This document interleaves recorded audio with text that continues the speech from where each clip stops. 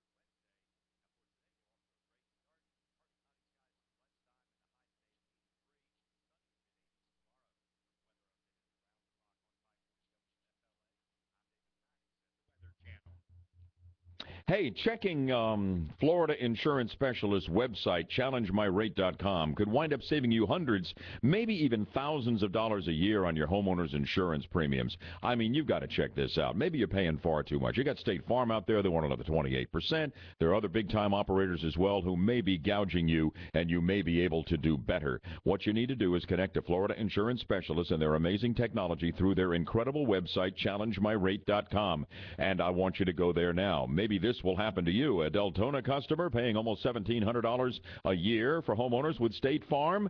Well, Prepared Insurance came in at just over $900, and they were saved more than $700 a year. It all happened because of Florida Insurance Specialists and their website, challengemyrate.com. Go there, see what you can save. Challengemyrate.com. On the phone, Florida Insurance Specialist, 407-805-0200.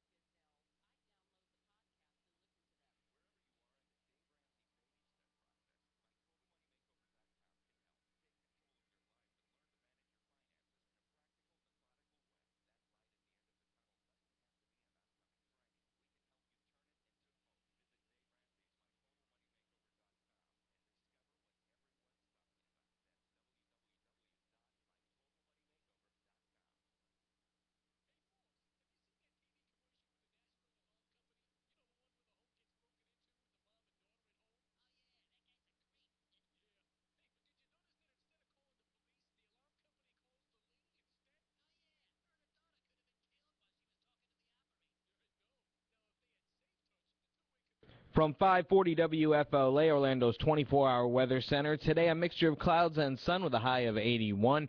More clouds in the forecast tonight with a low of 57. And tomorrow it'll be partly cloudy with a high of 81. Get the latest news, weather, and traffic anytime at 540WFLA.com.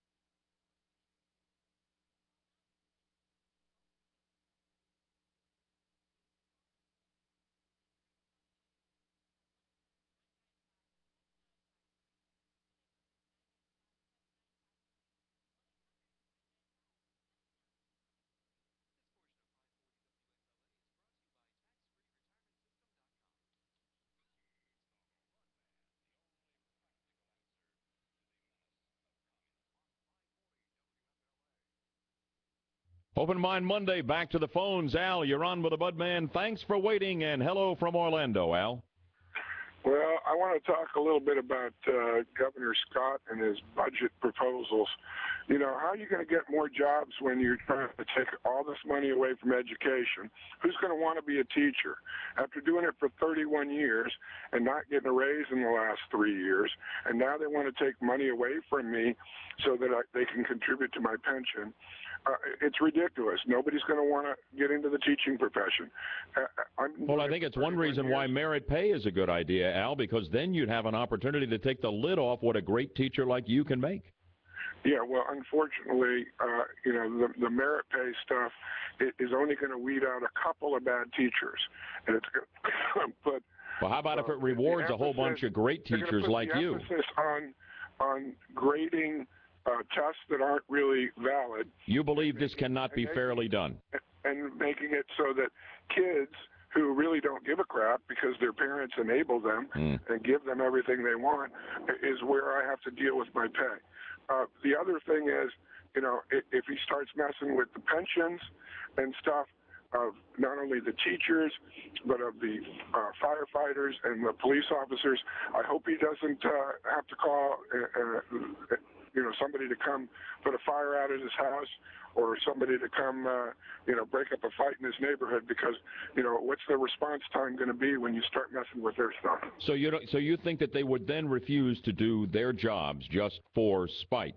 Now, let me ask you a question here. There's no other state in the country in which state employees pay nothing toward their pension. Why should Florida be alone in that regard? Why should you get a free pass and have taxpayers pick up your entire benefit package? Why should that be, Al? Well, let's see. Hang on a second. You can answer and say, Al, you're a great Al making more in retirement than I am as a regular teacher. Hang on a minute. Stay on the line. I want to talk to you, sir. I want you to answer a very direct question for me in 60 seconds. 8:52, real-time traffic and weather together on the twos.